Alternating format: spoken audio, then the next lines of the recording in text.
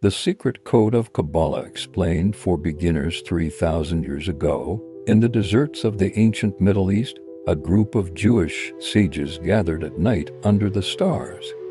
To the outside world, they were scholars studying scripture. But behind closed doors, they whispered about something else, something hidden, something dangerous to reveal too openly. They believed they had found a secret code inside their sacred texts. Not a code of numbers and letters like a puzzle you solve on paper, but a living code, a map of how reality itself works. This was not simply theology or philosophy. It was a blueprint for creation, a diagram that explained how divine consciousness descends into the material world and, just as importantly, how human beings can ascend back toward the divine.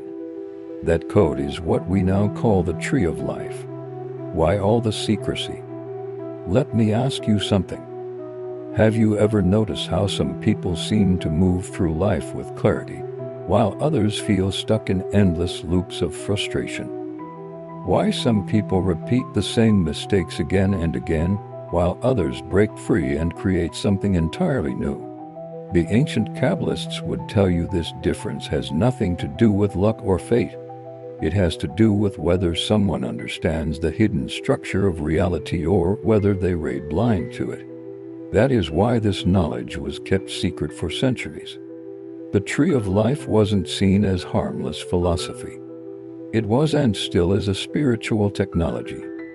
Something that, if misused, could distort or harm just as easily as it could enlighten. So the sages passed it down orally, only to a few carefully chosen students. They believed most of humanity wasn't ready to hold such knowledge responsibly. And yet, here we are in an age where secrecy has given way to openness. The gates are no longer locked. Today, I want to guide you through the hidden code of the Kabbalah, step by step. Not through vague mysticism, but in a way that you, here and now, can apply to your own life. The origins of Kabbalah. Before we step into the tree itself, let's ground ourselves. Kabbalah didn't start as a set of abstract theories. The first Kabbalists weren't armchair philosophers. They were both mystics and mathematician seekers who looked at the world and noticed repeating patterns. Think about it: the spiral of a seashell, the branching of a tree, the rhythm of your own heartbeat. They saw that nature was full of recurring designs. And they believed these designs weren't random. They reflected an invisible order that exists at every level of reality. This is where the book known as the Sefer Yetzirah, or Book of Creation, comes in. Written perhaps as early as the 6th century, it described reality not as something made of physical elements like fire or water, but of elements of consciousness. It spoke of letters and numbers as building blocks not just of language, but of reality itself. From these insights, the Kabbalists developed the idea of 10 emanations called the Sephirot. Each Sephirah represents a way in which infinite divine energy expresses itself in the world of form. But here's the key: these aren't just abstract ideas. They are states of consciousness you and I can experience directly. The 10 Sephirot, a living map. Imagine you had a map that could show you not only the streets of your city, but also the pathways of your mind, your emotions, and your spiritual growth. That's what the Tree of Life is. At its core are the 10 Sephirot, connected by 22 paths that correspond to the Hebrew letters. Together, they form a diagram almost like a circuit board of existence. At the top sits Keter, the crown. This is the spark of creation itself, the first impulse of divine will before it takes any form. In human life, Keter shows up in those moments of sudden inspiration, an idea that appears out of nowhere, as if it drops straight into your mind. From there, the tree splits into two great forces: expansion and limitation. On the right side is Chokmah, wisdom, pure raw energy, the yes to existence. On the left is Binah, understanding, the womb that gives shape and structure. The piece Without begins with a Chokmah, soft, nothing would introspective start. piano melody Without played Binah, gently as if it is everything would searching for scatter. meaning in the silence. Together, they're Atmospheric like notes seed swell in and the soar. background, creating a sense Below of them vast, lies open Dot, space. hidden knowledge. Distant cello notes It echo isn't with always longing drawn as a relatives, sephira, subtle but breath-like represents the rhythms abyss, the weave in and threshold out, between the as though higher, the music archetypal itself is world alive and the breathing. realm where things begin to take form. Moving down, we reach the middle triad, As the Chist track Mercy, progresses, Gevura slow Strength, rising and textures Tiferet build Beauty. gradually, adding Here we depth enter and the dimension, world of leading emotions, to a quiet relationships, climax that feels and both balance. spiritual and transcendent. Chist is The generosity, composition fades love out without delicately, limit. leaving the listener in a Gevura is contemplative discipline, state, the as force though that sets standing on the boundaries. edge of a whispered And horizon. Tiferet is No the terms harmony are between included, the two, as the this is an heart center that instrumental holds cinematic compassion ambient and piece balance. designed to evoke The emotion, next triad sound, brings us and into the texture. mental and creative realms. Netzach victory, the drive to persevere and create. Hod splendor, the structure of intellect and communication. And Yesod foundation, the place where all energies gather before manifesting.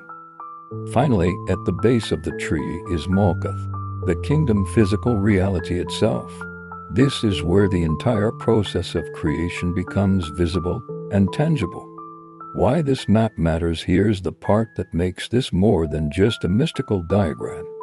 The Kabbalists discovered that this structure doesn't only explain the cosmos, it also explains you. The same pattern that governs galaxies also governs the human psyche. The tree of life maps societies, ecosystems, and even personal struggles. Ever felt torn between giving too much and holding too tightly? That's Chist and Gevura at play. Ever had a flash of inspiration but couldn't ground it in reality? That's Keter waiting to flow down through Yesod into Malkuth. Once you begin to see life through the tree, patterns that seemed random suddenly make sense. You start noticing that your challenges aren't accidents, they are invitations to balance and integrate the Sephirat within yourself. The four worlds, but the Kabbalists didn't stop there. They also realized that reality unfolds in four layers, called the four worlds. First is Atziluth, the world of emanation. This is the realm of pure divine archetypes, before form, before thought. Next is Briah, the world of creation. Here those archetypes take on more defined shapes, like an architectural blueprint. Then comes Yetzirah, the world of formation. This is where emotions, images, and psychic energies give life to the blueprint. It's the realm of dreams, imagination, and symbols. Finally, we have Asaya, the world of action. This is physical reality, the life you and I experience every day. The Kabbalists taught that everything exists simultaneously in all four worlds. A relationship, for example, begins as a pure idea in Atziluth, takes on structure in Briah, becomes emotional experience in Yetzirah, and finally appears as hugs, arguments, dinners, and life together in Asaya. This is crucial. It means if you want to change something in your physical life, you can work with it at higher levels first through thought, imagination, or spiritual practice before it manifests below. The ascent and descent, the tree of life, isn't just about how divine energy descends into the world. It's also about how human beings can ascend. Our journey begins in Malkuth, the physical world. Here we often feel limited by survival, routine, and the weight of material life. But through moments of awakening, sometimes sudden, sometimes cultivated, we begin to realize we are more than the body. As we ascend through Yesod, we learn to work with imagination and dreams. In Hod and Netzach, we develop intellect and creative vitality. At Tiferet, we reach balance and harmony, a sense of centered purpose. From there, the path leads upward through Chist and Gevura, where love and discipline refine us, and through Dot, where the ego's boundaries dissolve into something greater. Finally, in the upper triad of Binah, Chokmah, and Keter, we begin to taste realities that can't be put fully into words: direct understanding, pure creative energy, and the unity of all things. But here's what makes Kabbalah unique. The goal is not to escape into permanent transcendence. A true Kabbalist moves up and down the tree fluidly, bringing higher wisdom back into daily life. They can be fully present in mystical union one moment, and in ordinary conversation or action the next. Living the tree. So what does all this mean for you? It means that spiritual development isn't about running away from the physical world or clinging only to abstract theory. It's about integrating all levels of existence. If you cultivate compassion in the emotional world, it will ripple into your thoughts, your relationships, and your physical life. If you discipline your thoughts in the intellectual world, that clarity will shape your emotions and actions. Every thought, every emotion, every choice you make is part of this living tree. And that means you are not just a passive observer, you are a co-creator of reality. The Hermetic laws. This brings us to one more layer, the Hermetic laws. The Kabbalists noticed that the same principles operating in the tree also echo the ancient Hermetic teachings. Laws like correspondence, as above, so below, polarity, vibration, and others. These aren't abstract theories. They are tools. Tools that let you align your life with the deep patterns of existence. When you use them, you stop feeling like life is happening to you and start participating in the dance of creation. Bringing it all together, the tree of life is a map. The four worlds are the dimensions of that map, and the Hermetic laws are the navigational tools. Together, they form a system for growth that is both mystical and practical. Not about fleeing the world, but about engaging with it consciously. Not about blind faith, but about experiment. Because, here is the truth, you don't need to believe any of this just because sages said it centuries ago. The Kabbalists themselves would say, test it. Try it in your own life. Notice what happens.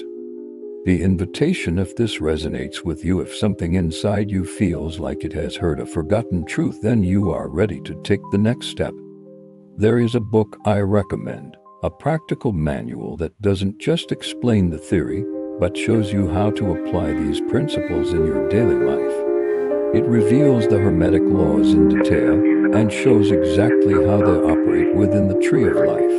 But more importantly, it shows you how to use them to transform thought into reality, confusion into clarity, chaos into order. The tree of life is the map. The Hermetic laws are the compass. And your life is the terrain. The choice is yours. Will you walk blindly, or will you learn to navigate with awareness? Remember this, knowledge is power. And when knowledge is lived, it becomes wisdom. Your journey begins now.